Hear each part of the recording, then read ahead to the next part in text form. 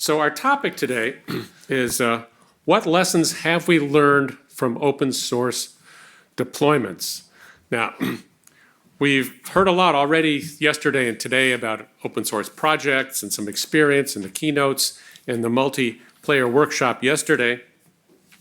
And what I want to explore with the panelists today is where is it going and what have we learned from our participation? MEF has been involved in a number of open source initiatives with some of our own open source code for SDKs and participation and contribution to other organizations. When I was with ONF, we did the same thing. And there was a lot of learning going on. There was a lot of involvement of CTO offices from the telecom operators. And there wasn't a lot of deployment at the time, but we're now a few years beyond that. So I'm going to have the panelists discuss some of these questions of their experience and what they have learned. The first thing we'll do is go down through the panelists and have them introduce themselves and say a little bit about their role and what their personal involvement has been briefly in open source. And then we'll get to the more substantive questions. So let's start here with Charles. Okay. Hi. Hello, everyone. I've noticed my title is pretty long, actually. So basically, I manage two business units within Lenovo, two segments, one being the networking one and the other one being the telco, the communication service provider.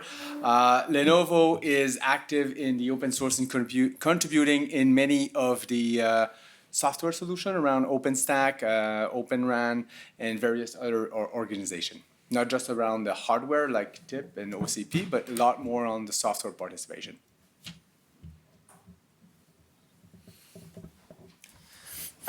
So I'm Dmitry, I'm Chief Architect at ROS Telecom. My responsibility is network architecture and strategy mainly. And so as I create network designs, I'm also involved in different OSS projects. Hi, everyone. I am Chang Cao from China Unicom Network Research Institute. In our department, mainly we do a lot of future network research and deployment things.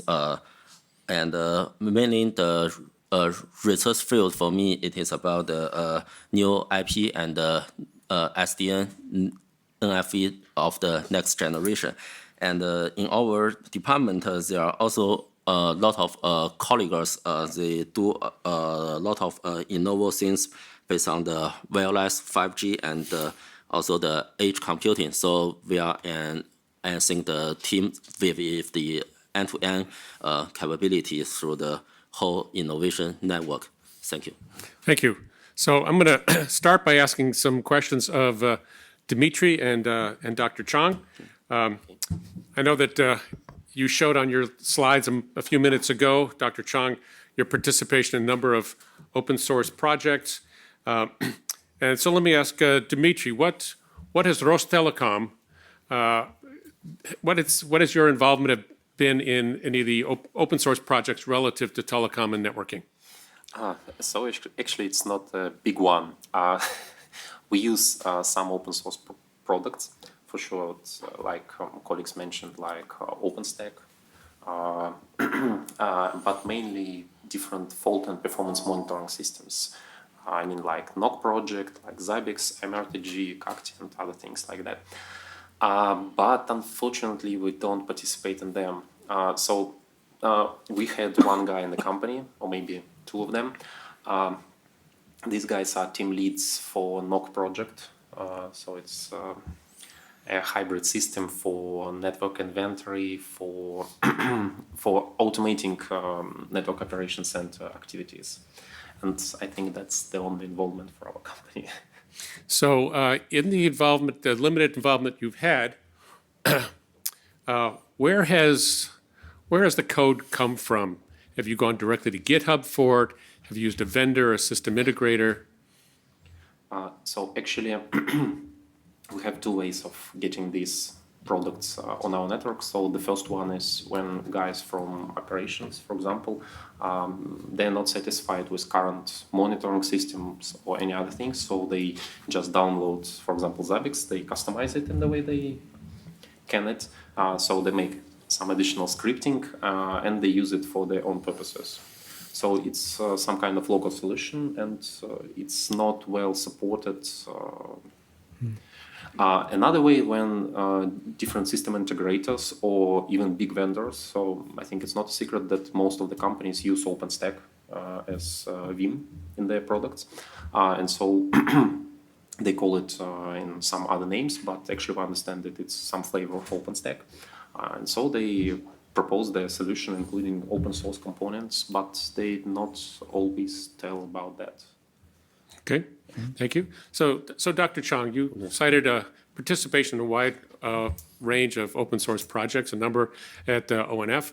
Tell me which ones are actually in production and which ones are sort of furthest along with experience in a production environment? I think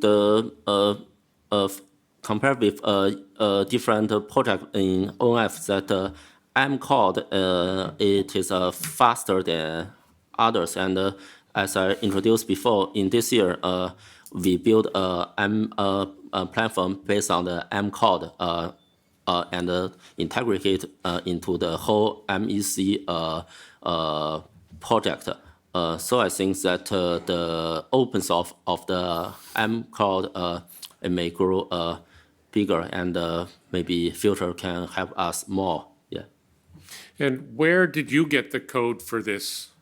Well, there are different ways. That the one way it is that from like the GitHub that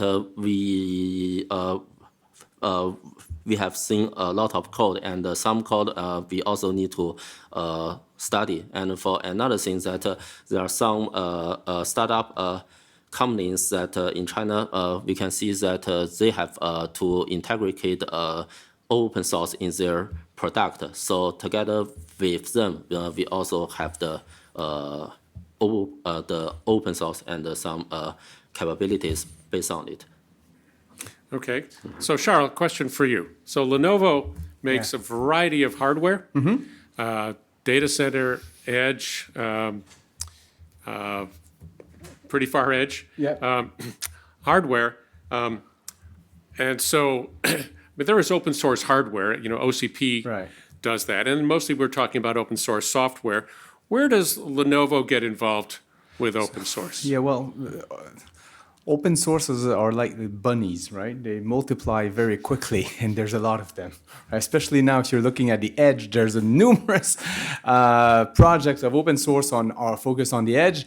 The good news is they tend to get married, I guess, at some point, and they consolidate and fold in, and you have, like on the Vim layer, you'll have a major dominant OpenStack, for example, because it addresses some of the use cases, but it takes time. And Lenovo participate mainly in productizing the solution, right? So when we're looking at where do we get involved in the open source, it's not as simple for many companies to just say, hey, I'll take an open source and download it and install it and off you go. There's a lot of customization, right? Often it's multiple projects that are combined together that has to be integrated in some aspect to provide a functioning solution.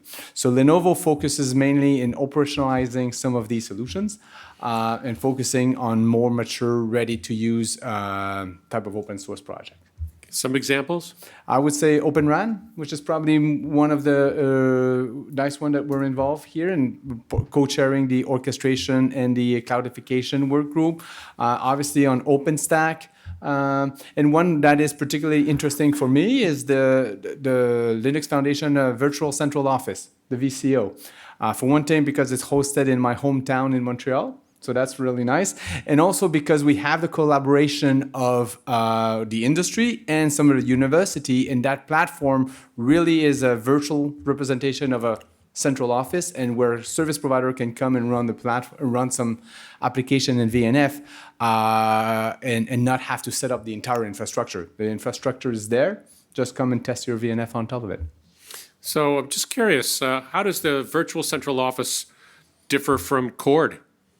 Well, and I'm not the expert on that subject. And Cord, I understand, is more of the SDN controller. What we've achieved with the virtual central office is, as I've mentioned earlier, putting together a solution that works, right? So this is emulating an environment that is ready to use, and VNF can be tested on top of it. We're not, the VCO is not actually an SDN controller or not actually something, a controller of itself. It's just a solution or reference architecture put together to host the applications that you would typically find in a central office. Okay, thank you. So Dimitri,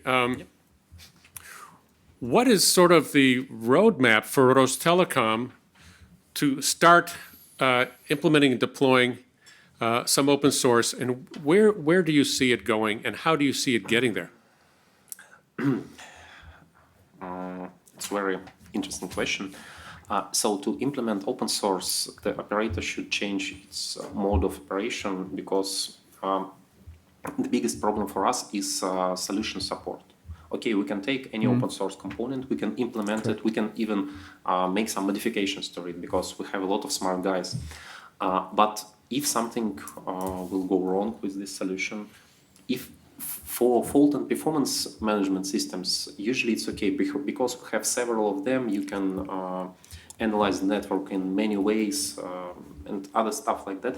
But if it will be some critical component like SDN controller, and something is not working, and traditional networking guys they are not developers, so they don't know OpenFlow, they don't know how to analyze code or how to debug it, and so the whole network can become unstable. So right now we don't have any big plans for adding or maybe educating some parts of our staff into developers. So mostly because of this support. So we trust commercial products. So we even can agree on open source, but which will be brought to us by some system integrator. So it will be solution from some other company who will be in charge of any problems with it. And this is common to I agree with you. The support is more often than we like. The reason why we're brought into a solution like this is to provide an end-to-end support and say, well, the system integrator will take the responsibility and make sure that the validation of all the different components are effective, are working effectively. So are you saying that Lenovo acts as a system integrator? And then, In some cases, not. In some cases, yes, we do. Yeah. so you will load software that's, well, is it open source? Or is it? okay. So on the hardware, we'll load the software that is typically open source, although we do have some partnership with VMware as well that are not open source so much. But then we'll provide a support, and we'll provide the one throat to choke. I really don't like that expression, but we'll provide the ability to, and hopefully not get our throat choke, but the ability to provide a support with some SLAs to the commercial deployment. Yeah. Uh-huh. So Dr. Chang, who supports the open source code that you folks run? And how much do you get from vendors? How much do you get from integrators? How much comes from your own developers? Well, I think by now the majority it is come from the vendors, or the vendors they to combine work together with us to study with the open source code from the GitHub, and but in the future that we want to more and more in the more and more field to directly to study the code by ourselves. Yeah. Mm-hmm. So one of the interesting sort of dilemmas that's appeared about open source is that operators, network operators, be they telecom operators or data center operators or even enterprises, they're interested in open source because it sounds like it's good. So vendors go in and the operator says, well, what's your open source story? And the vendor has a story of some sort. And by the time the vendor walks out, they've sold some product to the operator, and it's mostly proprietary. Maybe there's some open source inside it, but there's proprietary stuff around it to make it more functional, to make it more reliable, to customize it for what the operator wants. In your experience, start with the two operators first. What is the importance of open source to you versus a functional product that meets your needs? And how much do you care if there's open source inside some commercial product? So actually, it's important for us to know what's inside this solution which we have. The first reason for that is security. So if there are some known issues, security issues in these products, then we can ask our vendor or integrator to fix them, or we can ask if they already did that. So we can make audit of this code. So we have security department. So we have penetration testers. So these guys can inspect any system. It doesn't matter if it's open source or not. But for open source, they can check all the known issues and say us that there will be some problems for that, or maybe that this product is too buggy for us, or something like that. But actually, but that's my opinion. So I'm for sure would like to know what's inside the product which we are getting. But from the company point of view, actually, it doesn't matter for now, because the key thing is that it meets the technical and functional requirements. And another thing is that it have a good price. I mean, not the current price, but the TCO, I mean, including all the things like support, because we know several Chinese companies which offer for maybe not zero, but for extremely small price, some solutions and products, and then they, after 3 or 2 years, so they make offer for support of the systems, which is incredibly high. So, yes. Mm-hmm. And Dr. Chang, what's your experience at China Unicom? Well, I think I want to divide it into 3 things. For the first thing about the hardware, like some the open source and not open source, but the white box, and for the hardware, because we the most important thing that is not to just cut the price, but we want to know the transparent price of the hardware from the market, and that is mainly about the white box. And for the software side, like the operating system of our equipment and the controllers, that we want to learn something, and also to know how it is realized, and whether it need to be put something into our enterprise standards. That is the main thing, that we want to do it together with our vendors, but maybe the main things it need to be done by vendors. And in the top it is the level that something like the OSS or the orchestrator, that because now we can see that there are no vendors can do it for us, and other vendors also do not want them to do it. So in the future, I think we need to do it by ourselves. So for the orchestrator, that open source it is very important for us. Because in the future, I think maybe really we need to write the code by ourselves based on open source code. And where do you get the hardware that it runs on? Do you procure it yourself? You get it from a supplier? Is it bare metal, white box, branded? What about the hardware, Dr. Chang? Well, there are a lot of ways that meaning we can will do a lot of work, not only to vendors, but also to the chip provider, and also other white box, just the box providers, and to make a clear and also a reasonable price level of them. That it is an important thing for us to control our just both the quantity and the price of our hardware. Do you choose the chips, and do you choose the Linux version? And the operating environment? Mainly two things: the chips and the operating systems. And The reality is probably somewhere in between. Well, you'll have completely closed off proprietary equipment and say, yeah, we've known this and we know what to expect.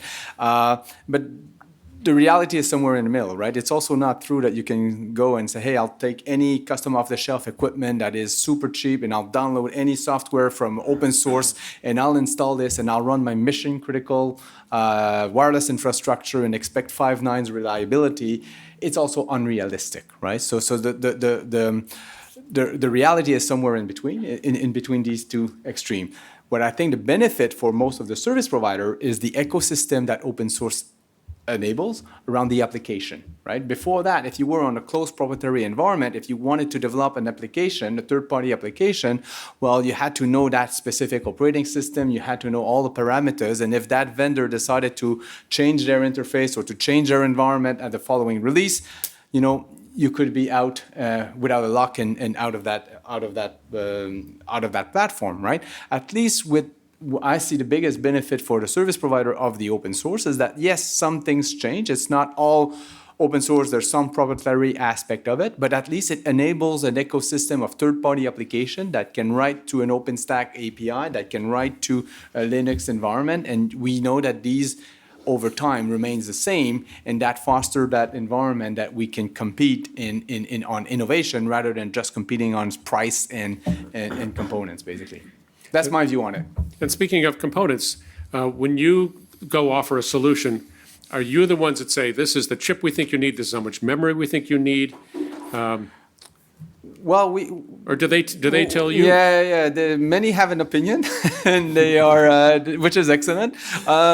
But that's also, well, the good example, many have an opinion. We also have some expertise and know-how, and it's where I think this is going is a lot more on that collaboration front. Because, and again, that's perhaps one of the side effects of the open source is that we're all looking at the same platform, and we're doing right now a joint innovation program with Orange, and they come in with some expertise, and we come in with some system expertise.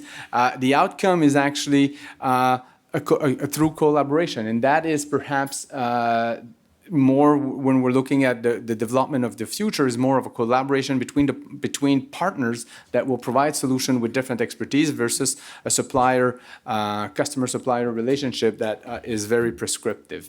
We do have an opinion and we do share it and have recommendation, but these reference architecture, frankly, if I go with my reference architecture to ROS Telecom and to China Unicom, they'll say, yes, thank you, but I can guarantee you they'll have an opinion and will change things, but at least we have established a baseline to communicate and start from there.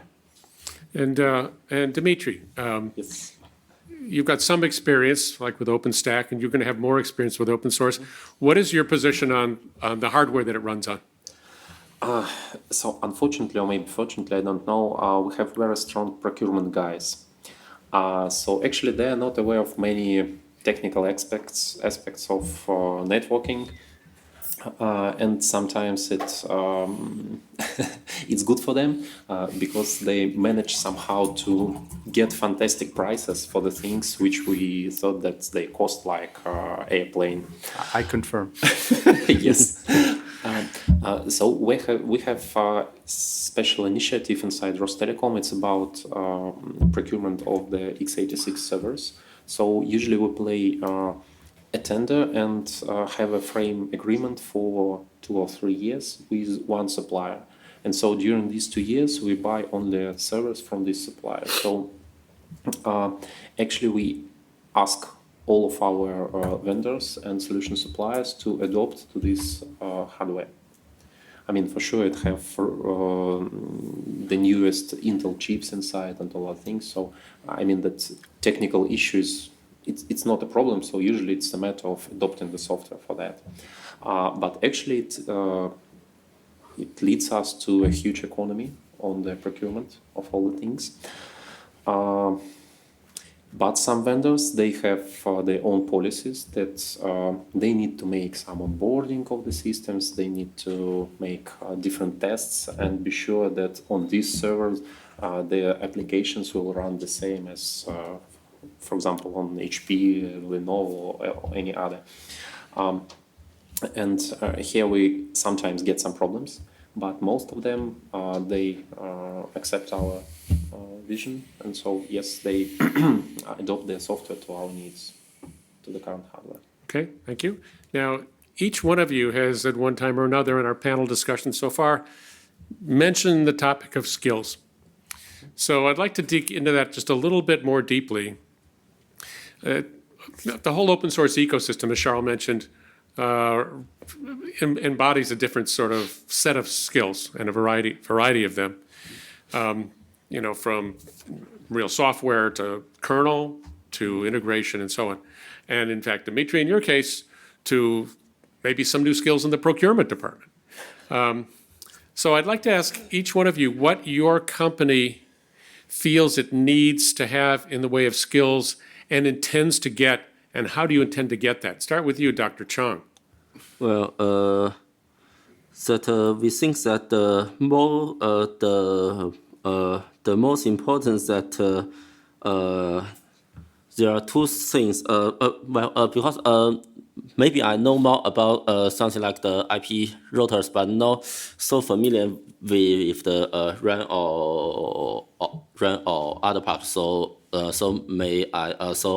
I try to talk more based on the IP field, that maybe the SDN field, and I think there are maybe two things. The most important that is about the first thing. It is about the decoupling and IP programming,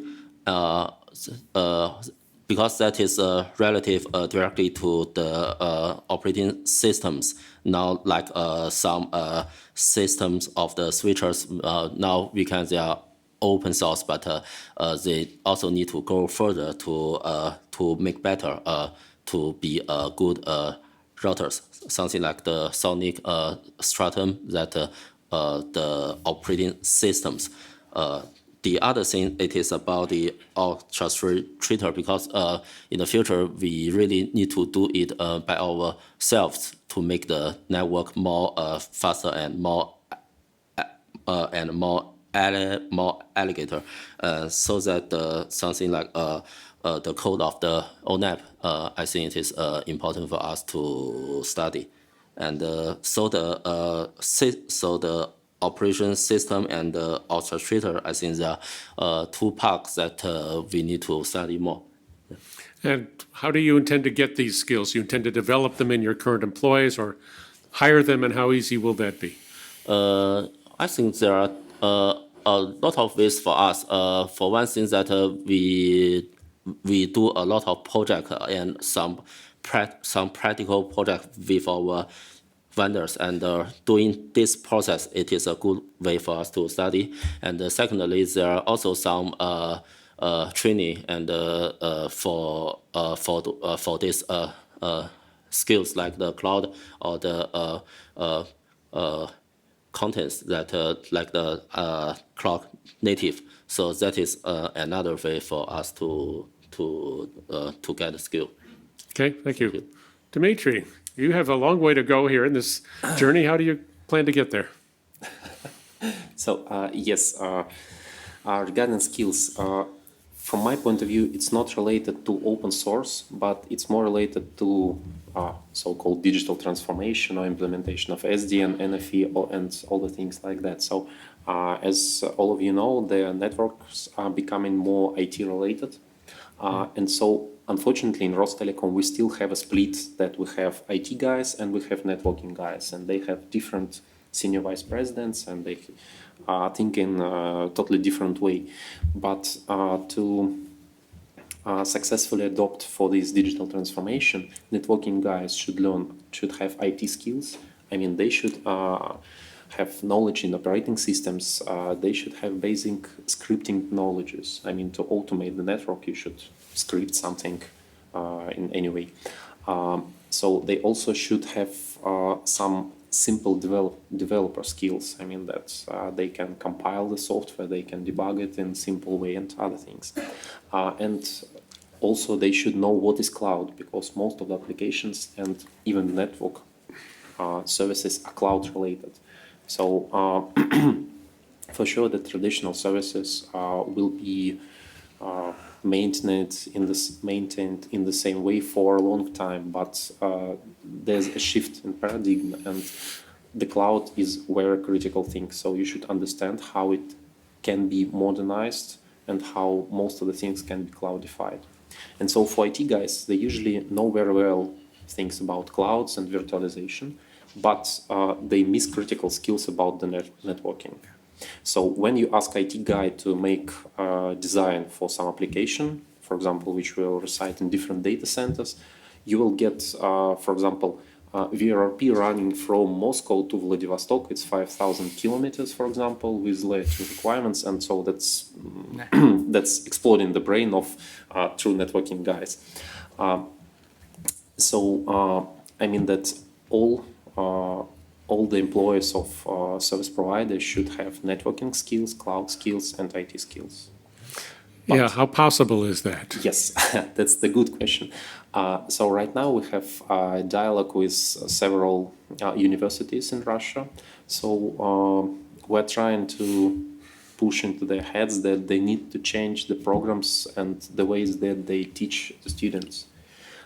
Because even in leading telecommunications universities, when you get the student of the 5th year, so actually these guys empty or maybe girl, they have some knowledge, but they have knowledge about legacy technologies.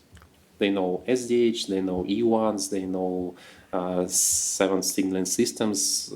It's a good thing, but actually they don't match with the current time.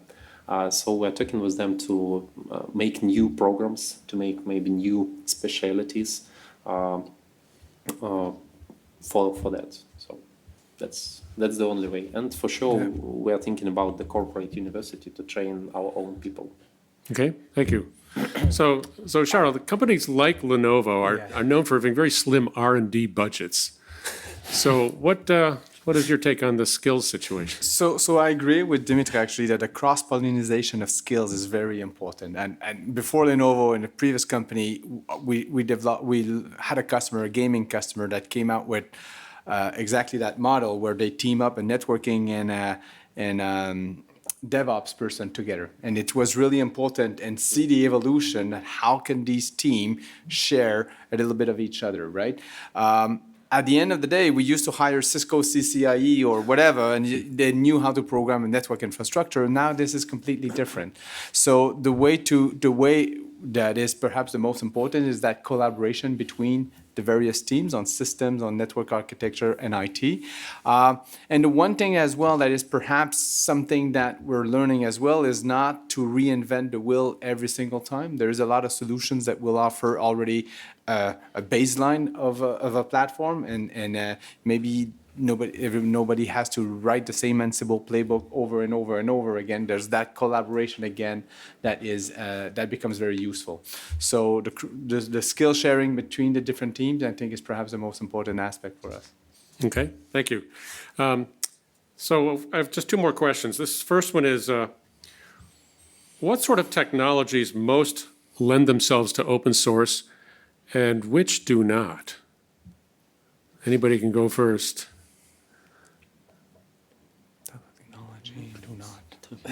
Where does open source make sense? Where does it not make sense?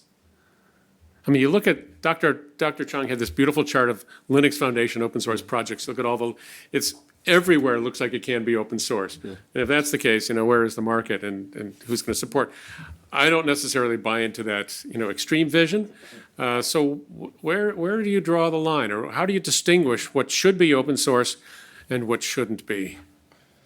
Yeah, there are 2 parts. The first one, I think, in the SaaS side, it can be open source because for the SaaS side, there are the majority cost of the operator's construction. They are in the SaaS side, and on the other hand, that the technology is that of the SaaS side, like the SaaS layer of the metro backhaul or or something like this. The technologies are not so complicated, but it is a majority cost of the operator's construction. So also we also with the base station like the RAN side. So I think for the access side or the access part of the network, it can the open source it is very important. And for the other one, I have talked a lot of times that the orchestration it can be open source. That or some part of the open source can be introduced into the orchestration. That because we need to do it by ourselves. Yeah. I would tend to agree that higher up on that orchestration is perhaps more tending towards more collaboration, therefore perhaps more open source. And when you're looking at elements like security, we rarely find an open source firewall that will be deployed, or same thing.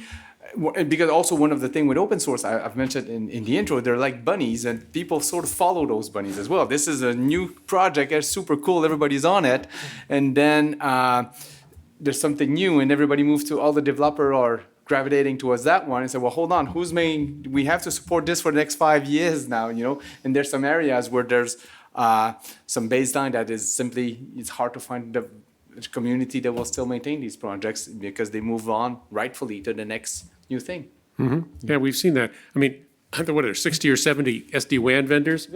Well, one of them apparently is doing open source SD-WAN. Now, we'll see how successful they are. I don't know, Dimitri, your thoughts? So actually, I like the open source concept, and I think that the more products and technologies will have an open source, the better it will be for telecommunications and IT. Why? Because right now the entering level for telecommunications, I mean to become a telecom vendor, you don't need so much investments and all the different devices and things like you need, for example, 10 years before. So most of the products are virtual. So when we have something which you can start from an open source, it increases the number of different startups. Yes, not all of them are successful, but the ones which will fly, they will be good companies. And so most of the open source projects, unfortunately, are not carrier grade, but they are suitable for enterprise markets very well. So I think that it's good to have a lot of different solutions which can be compared to big vendors' solutions. Yeah. I mean, my own theory on this is, it's a very general rule, is that if you don't need vendor differentiation, then open source makes a lot of sense. You get a common solution. You don't have duplicate development cost. Maybe something is too large for every company to do it themselves. And you agree on that, and then the vendors and the operators devote their precious resources to innovating around that in some fashion. Well, that's a nice general theory, but to come up with specific answers to where it makes sense, is situational.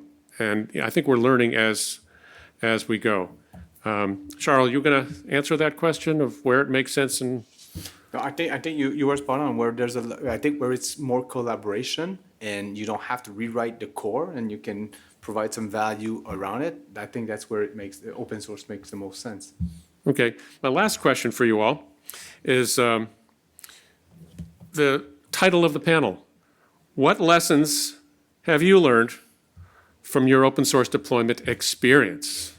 Especially lessons you didn't expect to learn.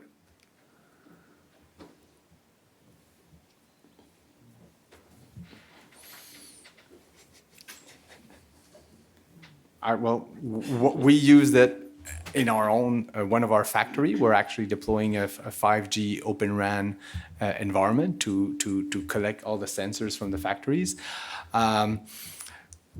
We had to invest a lot more in making it work than, on the architecture side, it looks superb, it's super easy, we have all the right components. And at the end of the day, we had several engineers, software engineers that were working and debugging the software and making sure the different components, which should work, actually that's when the rubber hits the road, when we're actually putting this in production. There's a lot of adjustment and a lot of customization that we were not expecting to do at all. Some of the things we took for granted that, these pieces are gonna work.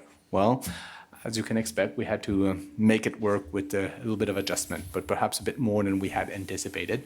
But that's a testament that this is also Open RAN, and 5G is a brand new technology, so should get better over time. Okay, thank you. Dimitri? Yes. So open source is not so easy as most people expect. And so when you think about implementing something, so you for sure will get some unexpected problems. And to deal with them, you have to have a lot of, maybe not a lot of, but your own developers, very skilled guys, because it's really not so easy. So to analyze some third-party project to understand where's the problem, to fix it. For example, I've seen how my colleagues, they found a big problem in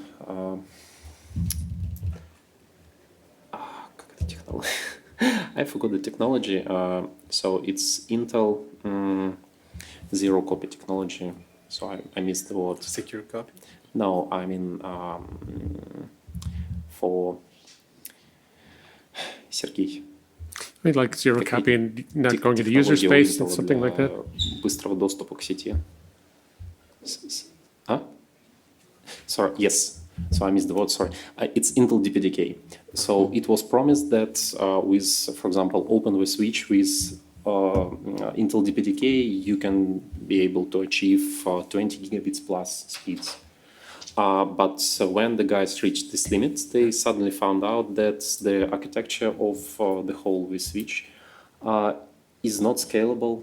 Correct. For example, if you want to have 100 gigabit or even more on the same server.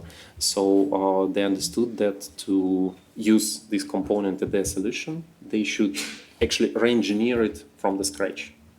And actually it's a lot of development time, and maybe it's, if you don't need such kind of wide functionality, maybe it's easier for you to make a simple specialized solution. So yeah. Okay, thank you. Dr. Chang, you have a lot of experience. What are the lessons and the surprises? Well, the lessons, I think that open source, it is also, really a good thing to make our network better. So it is finally we need to deploy it based on the equipment or the whole network or on the whole network or a part of the network. So it is not a research things that. So I think that we need to consider the whole life circle of our network deployment and also the equipment, not only the one or two features that open source can do, or maybe it can do better than others, but also we need to consider some very important things like the maintenance or the some like telemetry for the equipment, and it also can be used in open source because it can help us for the maintenance of the network. Yeah. Good. Thank you. Well, we are out of time for the panel, but I want to thank the panelists. Hope you learned some lessons. It's coffee break time, but we're going to start again. We're supposed to start at 3:25, and it's now 3:15 or 3:30. We'll start at 3:30, and our speaker will be Pascal Menezes from the CTO of MEF. Pascal is giving a talk that should be a main stage keynote, but since MEF doesn't pay for sponsorship, we don't get a main stage keynote. I think it might be the most important presentation of the Congress. It's on the digital service provider, the real future of the telecom industry. So please come back. We will start at 3:30. Thank you.